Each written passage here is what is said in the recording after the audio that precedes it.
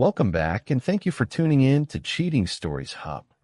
We appreciate every single one of you. We'd love to know what part of the world are you watching from right now. Let us know in the comments now. Let's dive into today's story. Chapter 1, The Uneasy Truth.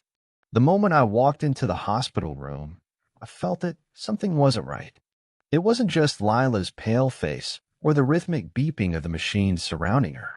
It was the panic in her eyes, wide and darting toward the sharply dressed man standing by her bedside. "Who's he?" I asked sharply, breaking the uncomfortable silence. The man froze. He looked like a fish out of water, his mouth opening and closing without a sound. He was in his mid-30s, wearing a tailored suit, with the air of someone used to talking their way out of tight spots. Lila, hooked up to N4, reached out weakly toward me. "Ryan," she murmured, her voice shaky. "This is Dr. Caldwell." He was driving behind me when the accident happened and stopped to help.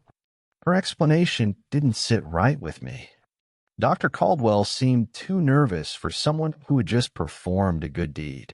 He avoided my gaze, staring at the floor as though it might swallow him whole. "Really?" I crossed my arms, narrowing my eyes at both of them. "Because the nurse said you two came in together. Were you in the car with her?" The color drained from Lila's already pale face. Her hesitation was answer enough, but I wanted to hear her admit it. "Ryan," she stammered, her voice trembling. "You don't understand." "No," I cut her off, my voice rising. "I don't. So why don't you enlighten me? Why was Dr. Caldwell here in your car, 2 states away from your so-called business trip? What business was that exactly?" Her lips moved, but no sound came out. The tension in the room was suffocating. Finally, Caldwell spoke, his voice calm but tinged with fear. "Mr. Hart," he began, his tone cautious, "this really isn't the time or place." I laughed bitterly, the sound cutting through the room like a knife. "Oh, I think this is exactly the time and place. You seem to know my wife so well, so why don't you explain what's going on?" "Because she sure as hell isn't." Lila's hand shot out to grab my wrist. "Ryan, please," she begged, her voice cracking. "We can talk about this later. I'm in no condition for this right now." Her touch felt like fire on my skin, burning, insincere. I yanked my arm away. "You're in no condition." I spat. "You're not in any condition to lie to me anymore." Sensing the growing storm, Caldwell muttered something about checking on a patient and practically sprinted out of the room. Lila didn't try to stop him, and that told me everything I needed to know. "You think I don't see it?" My voice trembled with anger I was barely holding back. "You think I don't see the way he looks at you? The way you look at him?" She broke down, tears spilling down her cheeks, but they didn't feel like the tears of someone asking for forgiveness. They were the tears of someone caught and scrambling for a way out. "Ryan," she whispered, her voice trembling, "I didn't mean for any of this to happen. You've been so distant lately, and I felt so alone." I stepped back, shaking my head in disbelief. "Don't you dare make this about me. I've been working my ass off for this family while you've been, what? Playing house with your doctor boyfriend." "It's not what you think," she insisted, but the cracks in her voice betrayed her. "It was just one mistake. One time. One mistake." I repeated, my voice dripping with venom. "And it just happened to involve a road trip 2 states away. Do you think I'm stupid, Lila?" Her tears stopped abruptly, and her expression hardened. "I'm not the only one at fault here," she snapped. "You've been so consumed with work, with everything else, that you didn't even notice me slipping away." I laughed again, harsher this time. "Oh, I noticed. Trust me, I noticed. And now I'm starting to notice a lot of things I should have seen a long time ago." She said nothing, and for the first time, I didn't want to hear anything else from her. Chapter 2. Threads begin to unravel. I left the hospital in a haze of anger and disbelief, Lila's words echoing in my mind like a taunt. "One mistake," she had said. as if crossing state lines with another man and lying to me was some trivial misstep. The drive home felt like a blur. My hands gripped the steering wheel so tightly my knuckles turned white, the urge to scream clawing at my throat. But I couldn't lose control, not yet. As I pulled into the driveway of our suburban home, the facade of normalcy felt like a cruel joke. The house stood quiet, its windows glowing faintly in the dusk, as if nothing inside had changed. But everything had. I stepped inside, greeted by the faint hum of the television in the living room. Luke, my teenage son, looked up from the couch as I entered. His face lit up briefly before he registered the storm cloud on mine. "Dad," he said, his voice tentative. "Is Mom okay? Did she say anything?" I froze, trying to gather the words, but they wouldn't come. How could I tell him the truth, that the woman he adored, the mother who had always been his anchor, had betrayed us both? "She's stable," I said finally, keeping my voice even. "We'll talk more tomorrow, okay?" Luke nodded, though his eyes stayed fixed on me, full of unspoken questions. I couldn't deal with him now. As he headed upstairs to his room, I sank onto the couch and pulled out my phone, opening the text Lila had sent me over the past few days. There it was, a message from 2 nights ago. "Meeting ran late. Won't be able to call tonight. Love you." The anger surged again. Every word felt like a dagger, dripping with falsehoods. I scrolled back further, combing through months of messages, looking at them with fresh eyes. Patterns began to emerge.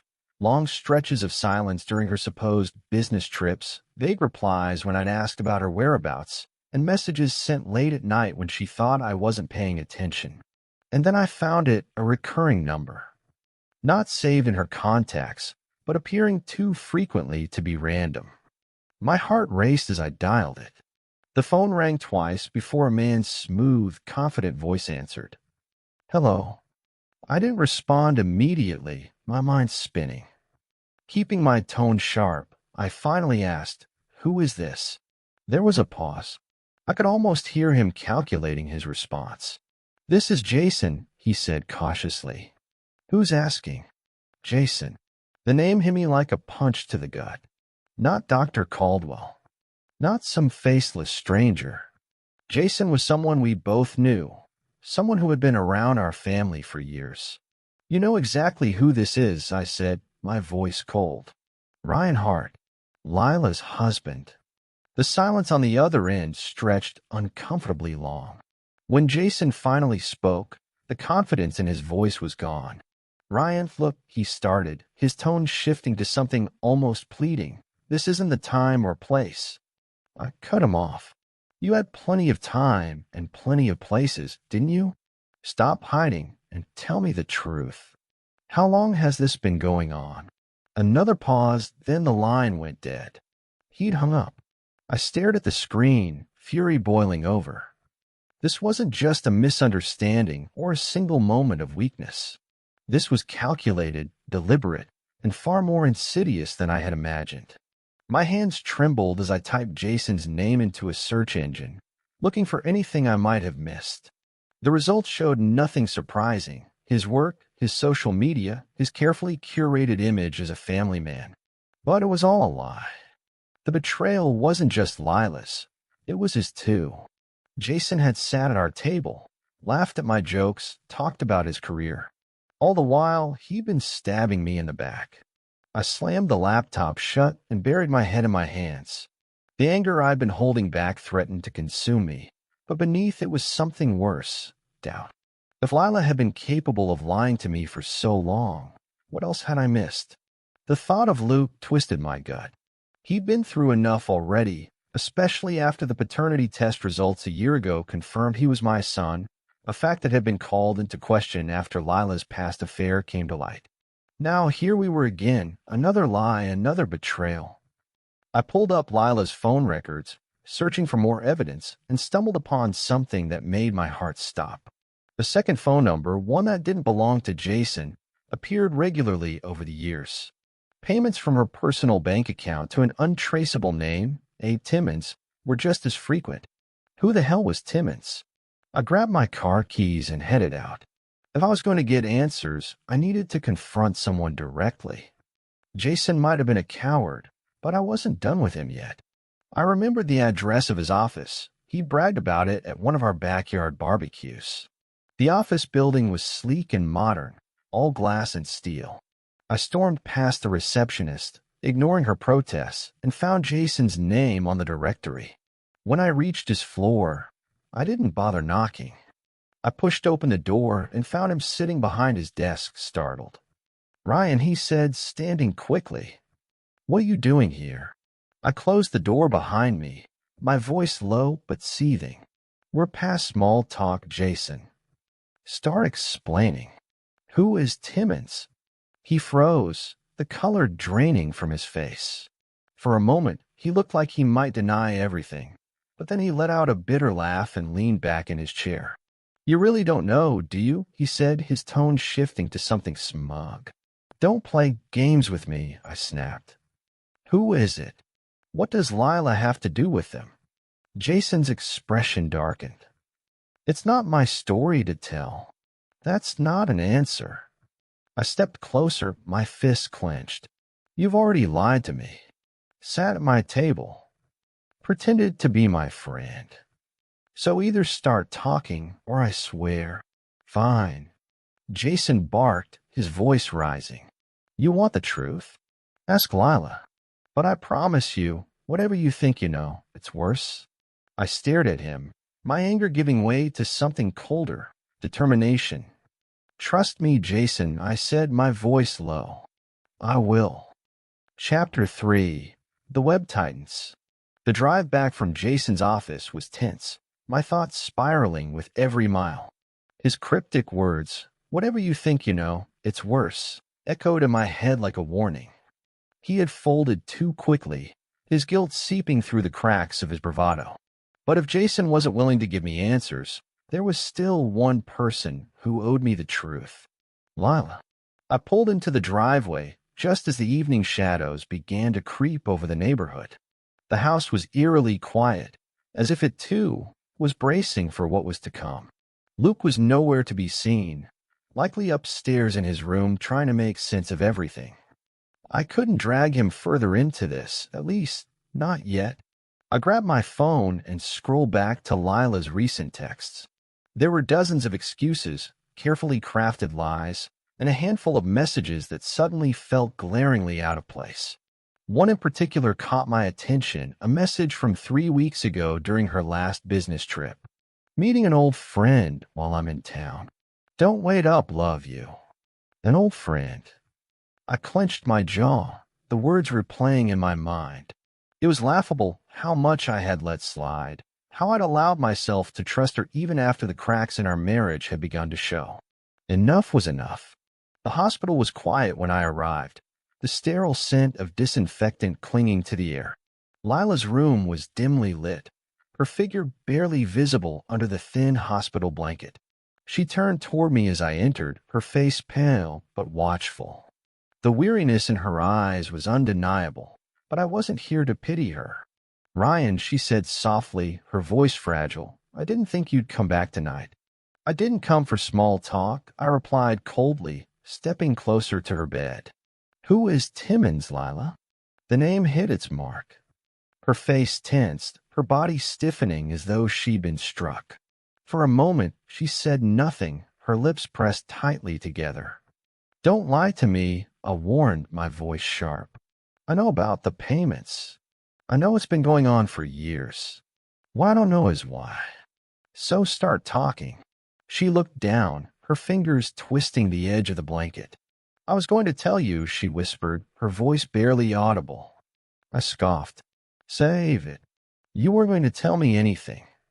You've been lying for years, Lila. Don't insult me by pretending you had some grand plan to come clean." Her head snapped up, a flicker of defiance in her eyes. "You don't understand," she said, her voice trembling but insistent. "It's not what you think." "Then make me understand," I shot back, my patience wearing thin. "Because right now, it looks like you've been funneling money to some stranger while lying to me and our son." Lila hesitated, her hands gripping the blanket so tightly her knuckles turned white.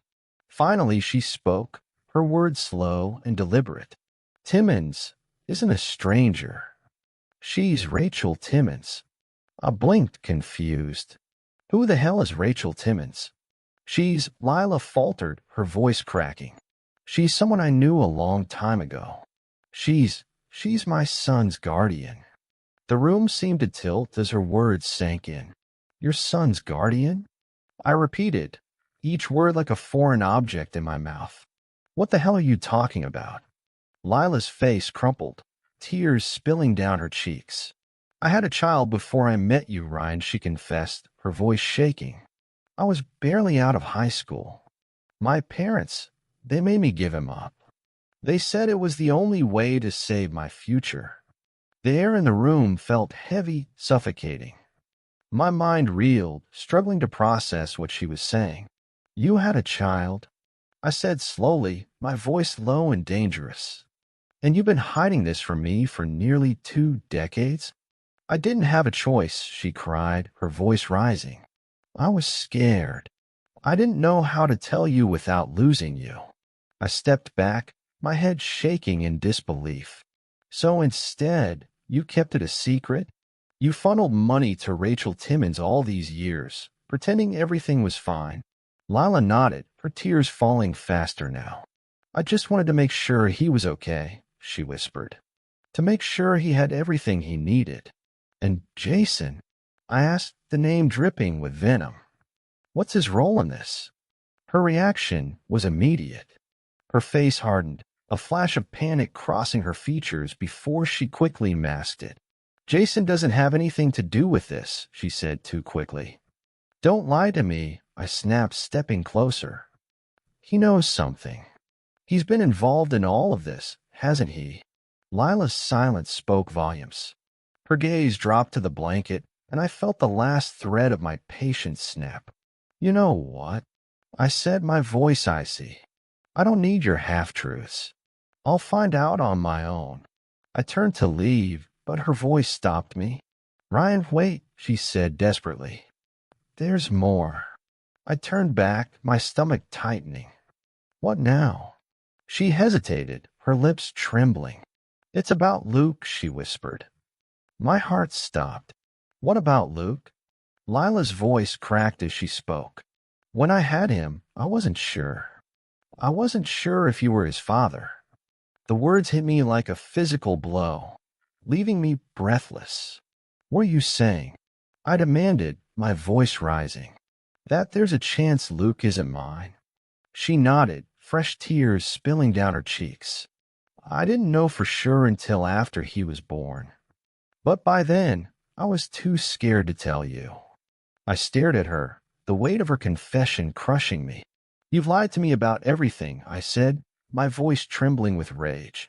About your past, about our family, about Luke. Is there anything in our life that isn't a lie, Lila? She sobbed, her face buried in her hands, but I felt nothing. No pity, no sympathy, only a cold, burning anger. Without another word, I turned and walked out of the room. That night, I sat in my office, staring at the wall as her words played over and over in my head. A secret child. A guardian. A question of paternity. It was all too much, yet I couldn't stop. I pulled up my laptop and began digging deeper into Rachel Timmons, into her connection to Lila, and into the payments that had spanned nearly 2 decades. Every piece of information only raised more questions. Who was this child Lila had given up? And how far did her lies truly go? As the hours ticked by, one thing became clear. This was only the beginning. Chapter 4. A tangle passed. The morning light streaming through the blinds did little to lift the weight pressing on my chest. The revelations from the night before played on an endless loop in my mind. Lila had a son, a secret she had kept buried for nearly 2 decades. And worse, there was now a question mark over Luke's paternity. My hands trembled as I sipped my coffee, the bitter liquid doing nothing to steady me. Luke wandered into the kitchen, his hair tousled, his face still carrying the shadows of restless sleep. He looked at me, his expression tentative. "Morning," he said quietly, grabbing a piece of toast from the counter. "Morning," I replied, my voice stiff. I couldn't tell him yet, not until I had all the facts. But the weight of what I was hiding from him was suffocating. "Is Mom doing any better?" he asked, his voice hesitant. "She's stable," I said, my tone clipped. "We'll talk later." Luke nodded, but didn't press further. I watched him retreat to his room, his shoulders hunched as if carrying the weight of the unspoken tension in the house. He deserved the truth, but I needed to piece it all together first. I spent the morning combing through every record I could find on Rachel Timmons. Her name appeared in sporadic financial transactions over the years, payments originating from Lila's private account. A few clicks and a search through public records revealed her address, a modest house in a small town a few hours away. My pulse quickened. It was time to get answers. The drive to Rachel's house felt like a lifetime. The small, quiet neighborhood was unremarkable, the kind of place where secrets could easily go unnoticed. Her house was a simple one-story structure with a small garden out front. Toys were scattered on the porch, evidence of a child's presence. My stomach tightened as I walked up to the door and knocked firmly. After a long pause, the door creaked open and a woman appeared. She was in her mid-30s, with tired eyes and an air of cautious reserve. She wasn't what I expected. There was no polished facade, no sign of someone living comfortably off secret payments. She looked like someone barely keeping it together. "Rachel Timmons?" I asked, keeping my voice steady. Her hand gripped the edge of the door. "Who's asking?" "My name's Ryan Hart," I said. "I think you know my wife, Lila." Her face paled instantly, and I saw the flicker of recognition in her eyes. "I don't know what you're talking about," she said quickly, her voice tight. "Don't lie to me," I said, stepping forward to stop the door from closing. "I know about the payments. I know she's been sending you money for years. I just want the truth." Rachel hesitated, her eyes darting nervously as if weighing her options. Finally, her shoulders slumped, and she stepped back, opening the door just enough for me to enter. The living room was sparse but clean, with a few scattered toys on the floor and the faint smell of coffee lingering in the air. Rachel motioned for me to sit, but I remained standing, watching her closely as she perched on the edge of an old couch. "You shouldn't be here," she said, her voice barely above a whisper. "Maybe not," I replied, "but I am. So start talking."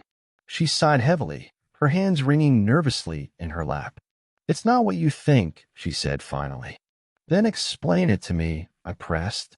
"Because right now, it looks like my wife has been funneling money to you behind my back while lying about everything else in her life." Rachel's eyes filled with a mix of fear and guilt.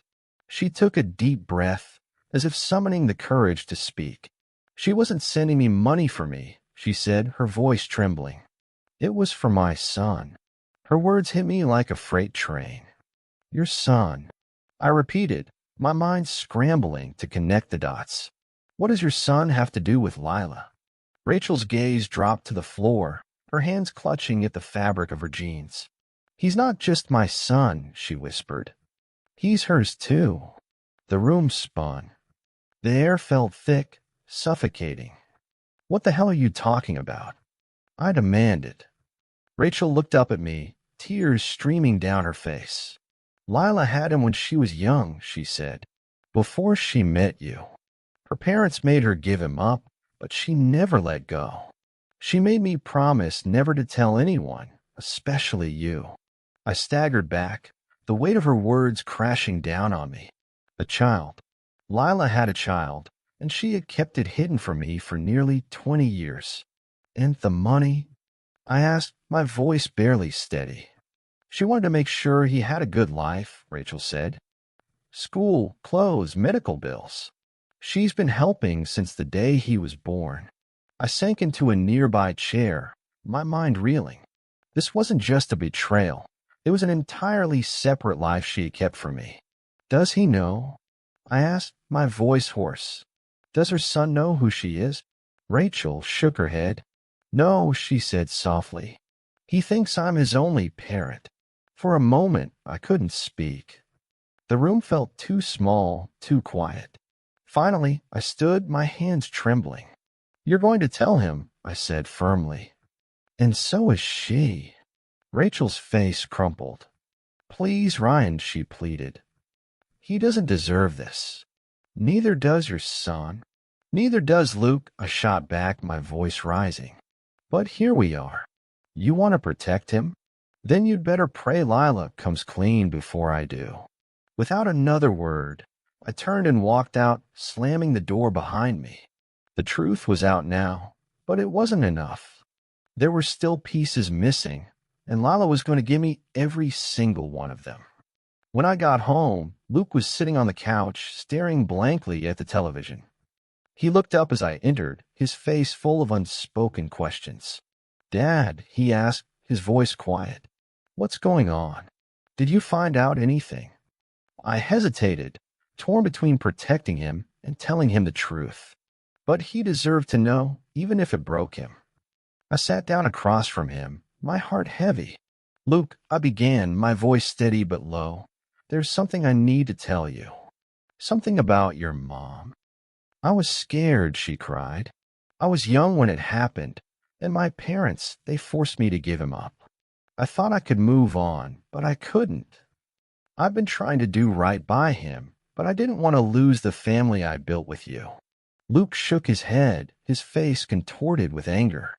"You didn't trust us enough to tell us the truth. You thought lying was better.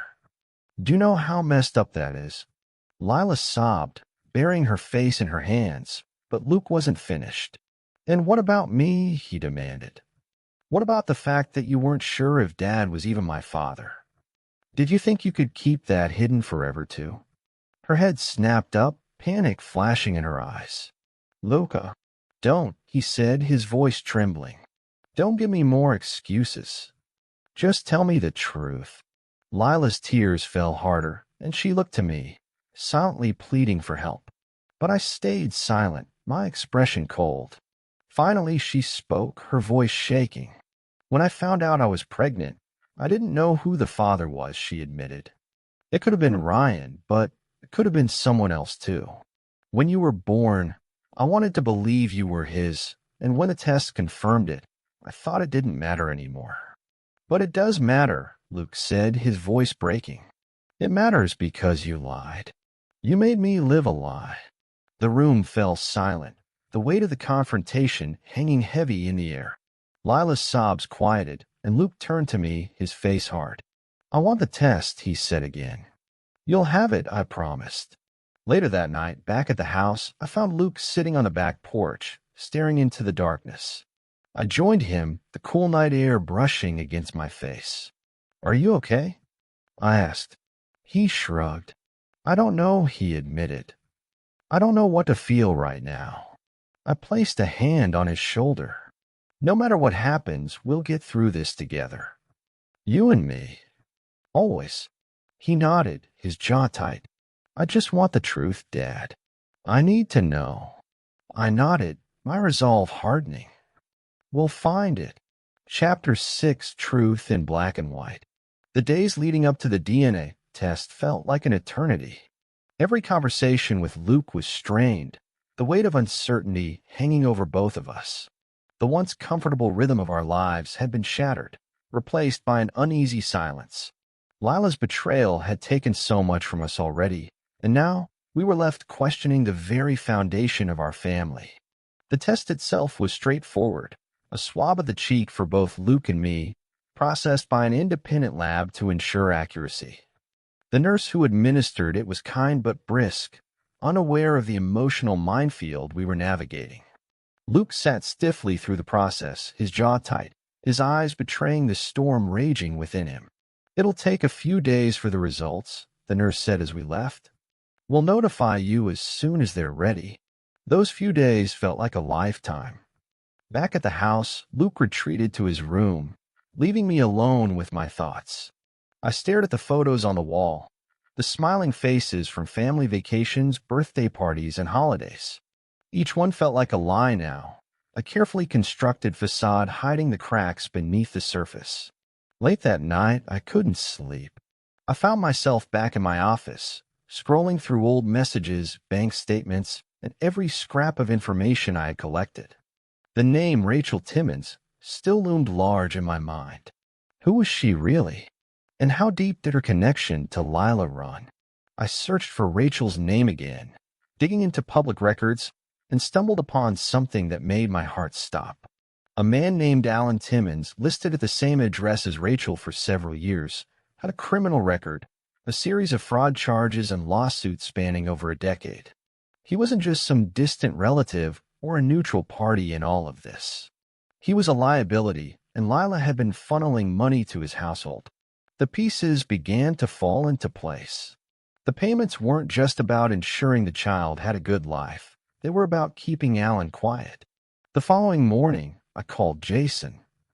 I didn't expect him to answer after our last conversation, but to my surprise, he picked up. His voice was wary but calm. "Ryan." "Jason," I said coldly. "We need to talk." "No, I don't think that's a good idea," he replied, his tone clipped. "I don't care what you think," I shot back. "I know about Alan Timmons.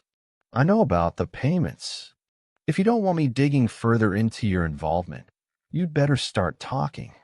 There was a long pause, and then a heavy sigh.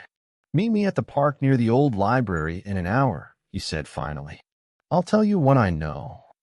Jason was already there when I arrived, sitting on a bench beneath a sprawling oak tree. He looked more disheveled than I had ever seen him, his usually confident demeanor replaced by something more subdued. "You've been busy," he said as I approached. "You have no idea," I replied. "Start talking."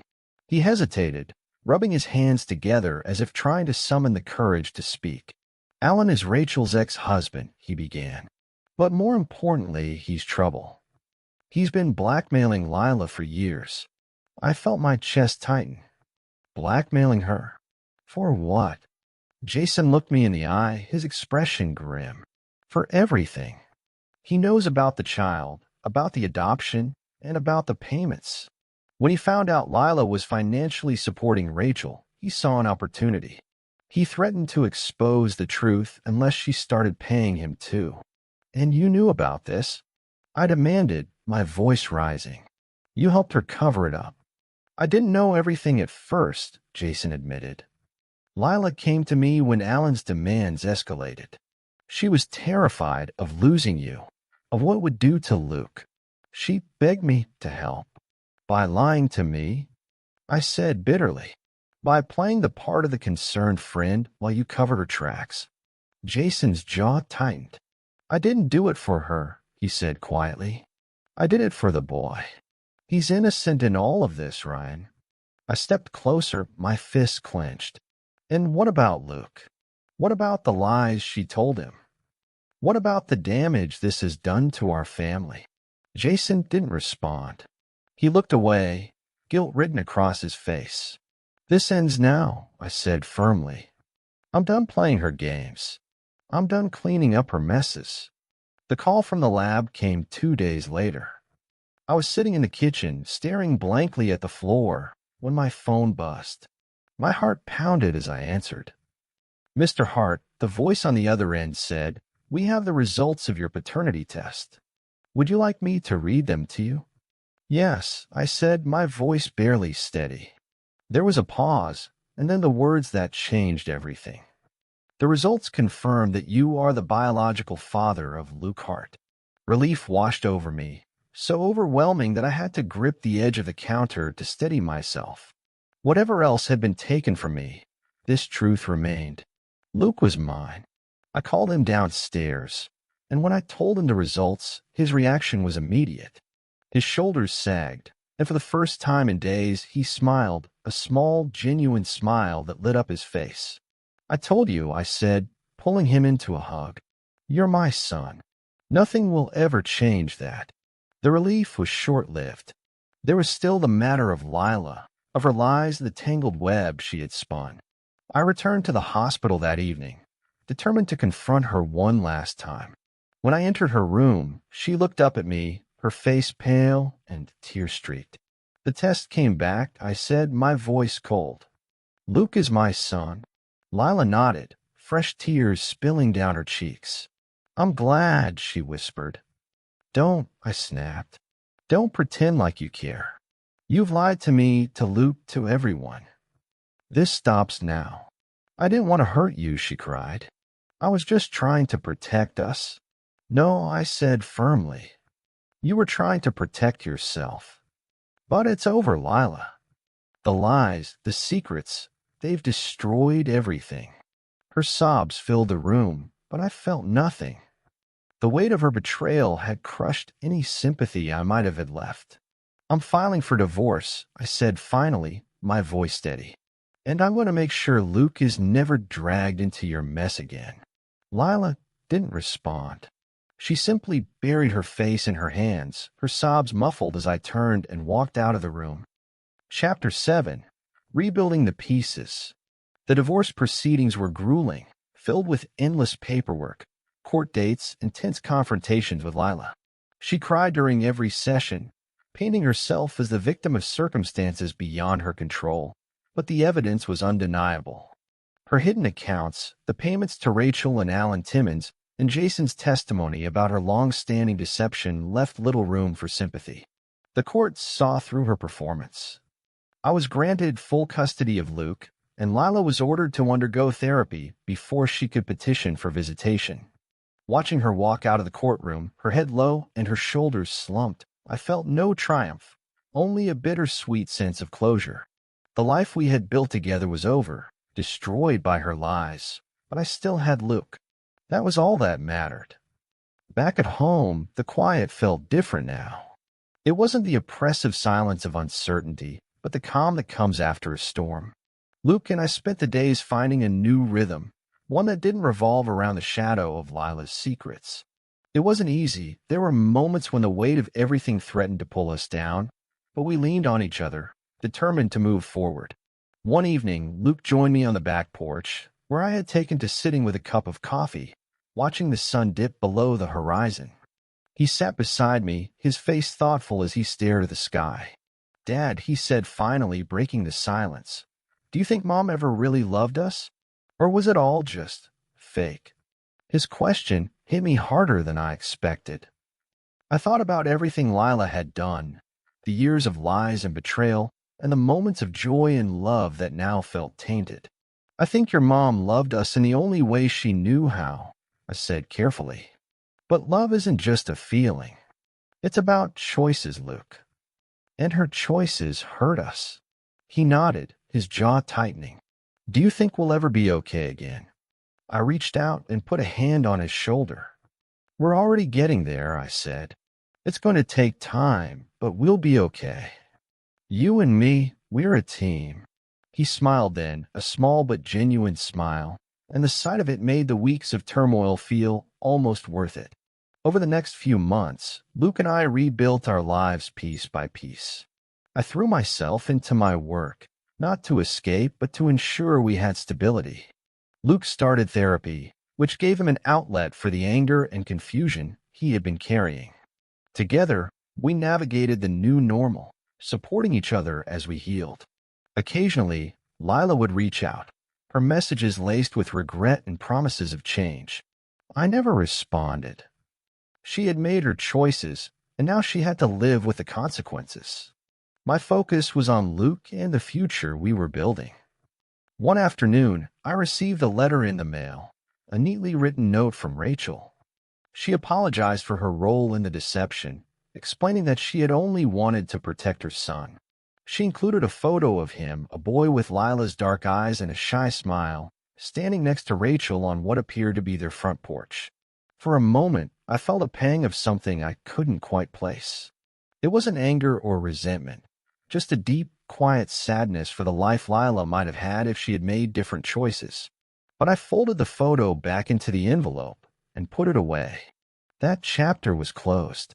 On Luke's next birthday, I threw him a party in the backyard, a simple affair with close friends and family. As he blew out the candles on his cake, I watched him laugh and joke with his friends, the weight that had hung over him for months seemingly gone. It was a glimpse of the life we were building, one filled with honesty, trust, and love. Later that evening, as the guests trickled out and the yard grew quiet, Luke and I sat on the porch again, watching the stars. You know, he said, his voice soft, I think you were right. About family. It's not about blood. It's about the people who stay. I smiled, feeling a warmth I hadn't felt in a long time. That's exactly right, I said. And no matter what, we'll always have that.